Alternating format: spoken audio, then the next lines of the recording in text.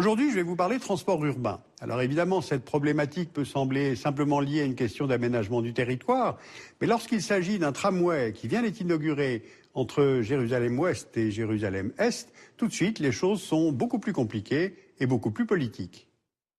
Voici une carte du Proche-Orient. On repère l'État d'Israël, ainsi que les deux territoires palestiniens de Cisjordanie et de Gaza. Voici maintenant une photo satellite de la ville de Jérusalem.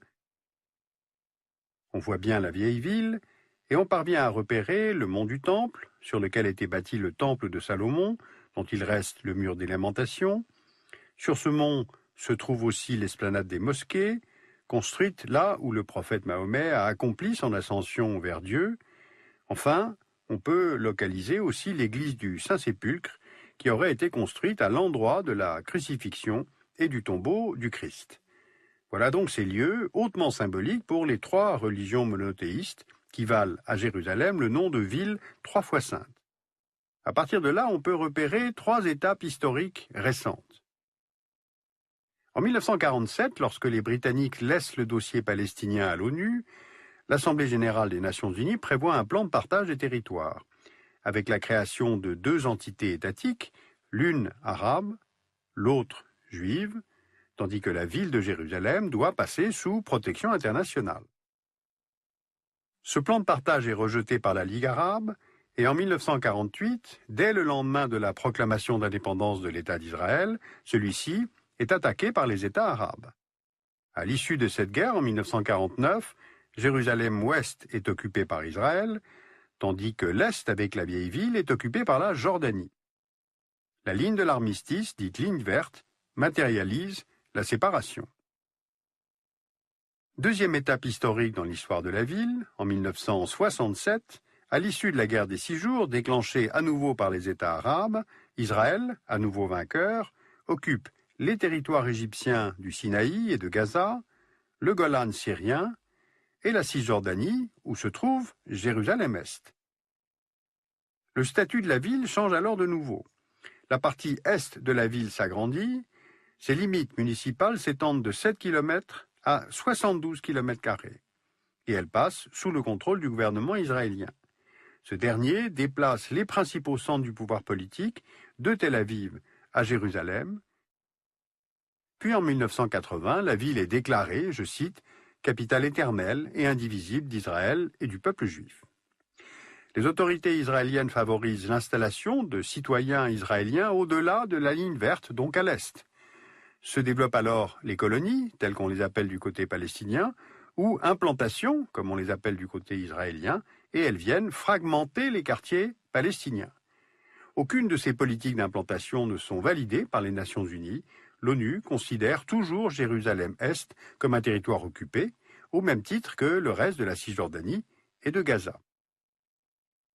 Troisième élément historique à prendre en compte, ce sont les attentats constants qui frappent Israël, notamment Jérusalem, à partir du déclenchement de la seconde intifada en 2000. Alors pour s'en protéger, Israël décide de construire une barrière de sécurité dont voici le tracé actuel. En zone urbaine, il s'agit d'un mur en béton de 8 mètres de haut. La barrière coupe la ville du reste de la Cisjordanie, à l'exception de quelques quartiers palestiniens. Voici donc le contexte très particulier de cette ville, sauf qu'elle continue de vivre, de grandir, et elle est congestionnée par les voitures, comme toutes les villes. Il est donc décidé d'y construire un tramway. Ce projet voit le jour dans la suite des accords d'Oslo de 1993. L'organisme public Jerusalem Transport Management lance un appel d'offres international en 2000, et il est remporté par le consortium CityPass, qui regroupe des entreprises israéliennes, actionnaires à hauteur de 75%, et deux entreprises françaises, Alstom, qui détient 20% des actions, et Veolia, qui en détient 5%. Ce tramway doit désengorger les transports publics de la ville. L'ouest de la ville et les implantations israéliennes au-delà de la ligne verte sont desservis par un réseau de bus publics saturé, et à l'est, en l'absence d'un réseau de transport public et d'autorités organisatrices, le système de bus privés est géré de façon anarchique. Donc ce réseau de transport asymétrique est tout à fait insuffisant pour pallier les besoins d'une ville en pleine croissance. Jérusalem est passé de 524 000 habitants en 1990 à 763 000 en 2009, dont 64% de juifs et 36% d'arabes. Et la ville devrait avoir près de 1 million d'habitants en 2020.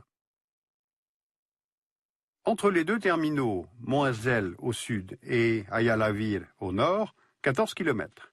Le tramway va les relier en 45 minutes, avec une fréquentation estimée à 130 000 passagers par jour. Le tramway semble être une solution à la fois efficace et écologiquement propre.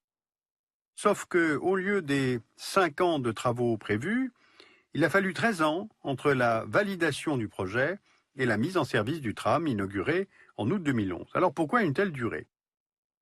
La première raison est d'ordre sécuritaire. Les nombreux attentats du début des années 2000 ont frappé les endroits les plus fréquentés de la ville, donc les réseaux de transport, ce qui fait chuter leur fréquentation et fait alors douter de la rentabilité du tramway. Le chantier n'est finalement lancé qu'en 2006 et il fera lui-même l'objet de plusieurs attaques. S'ajoutent à cela les questions d'ordre technique et bureaucratique, comme la délivrance des permis de construire qui ne vient pas. Et puis il y a les critiques liées au tracé lui-même. L'aménagement du territoire devient, là, alors, éminemment politique. Donc on peut faire deux lectures contradictoires du tracé. Voici une carte établie par le Jerusalem Transport Authority lors des études préliminaires du tramway. Elle montre les principaux couloirs de déplacement utilisés par les divers groupes de population à Jérusalem pour accéder notamment au centre-ville, à l'ouest, à la vieille ville, aux centres d'activité et d'emploi arabes, les deux zones universitaires et les zones industrielles. Lorsqu'on superpose à cette carte des activités celle du tracé du tramway, on constate de nombreuses correspondances, donc la ligne répond à un besoin de déplacement des populations. La population palestinienne de la ville formerait le premier groupe quantitatif desservi par le tramway à l'est. Le nombre de Palestiniens vivant dans les quartiers arabes de la vieille ville et dans les quartiers nord, habitant à moins de 500 mètres d'un arrêt, est estimé à 90 000 personnes, contre 55 000 Israéliens vivant dans les implantations Pisgat Zef, Collines françaises, Ramat Eshkol. Par ailleurs, la population palestinienne bénéficierait du tramway au niveau de la mobilité, avec la mise à disposition de 6 points d'interconnexion entre le tram et les réseaux de bus palestiniens. Et avec la création de nouveaux emplois, notamment autour du dépôt du tramway, à proximité du quartier palestinien de Chouafat. La deuxième lecture qu'on peut faire est au contraire négative.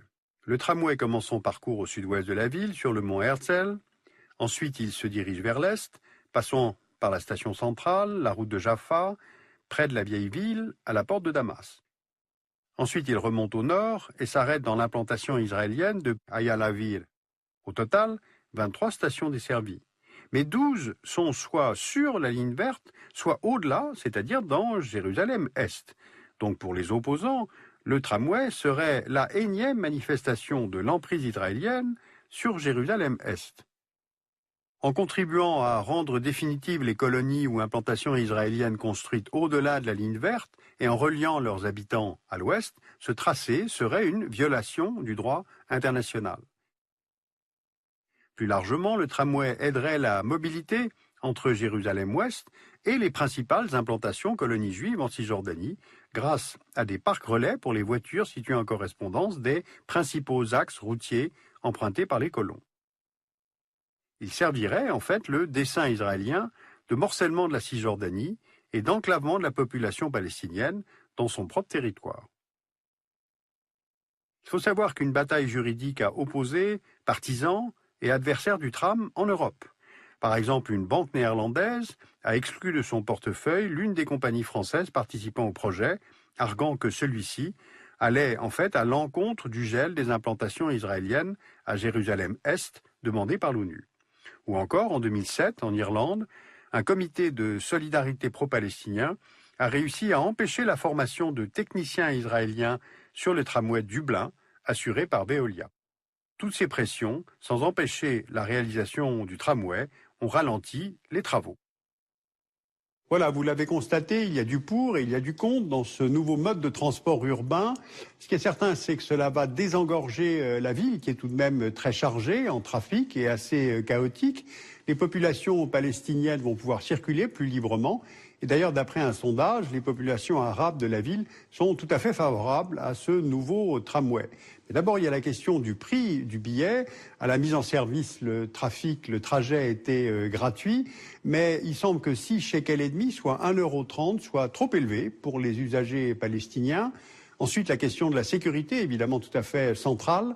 La société qui exploite le tram a placé des caméras dans les stations et des agents, des gardes qui sont parfois armés. Et puis quand on regarde les cartes, on voit bien que le tracé d'un tram qui relie Jérusalem-Ouest aux colonies entérine de fait des implantations israéliennes qui sont contraires au droit international. Donc dans tous les cas de figure, avec ce nouveau transport, cela crée des nouvelles difficultés pour que Jérusalem devienne un jour capitale de 2 États. Vous pouvez lire utilement La face cachée du conflit israélo-palestinien, la guerre de l'énergie, aux éditions Vendémiaire de David Amsalem. David Amsalem est chercheur à l'Institut français de géopolitique et il nous a beaucoup aidé pour préparer ce texte et vérifier les informations. Vous pouvez lire utilement À l'ombre du mur, israélien-palestinien entre séparation et occupation, aux éditions Actes Sud. Et puis le numéro 5 de la revue Carto, qui est consacré à la possibilité d'un État palestinien, où se trouve un long article sur le tramway de Jérusalem.